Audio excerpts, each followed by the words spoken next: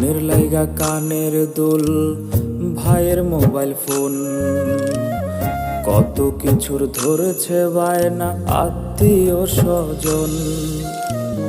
কইছে কতদিন আমার মারে দেখি না, খেয়ে মারা চলে মুখ মুছতে পারি না।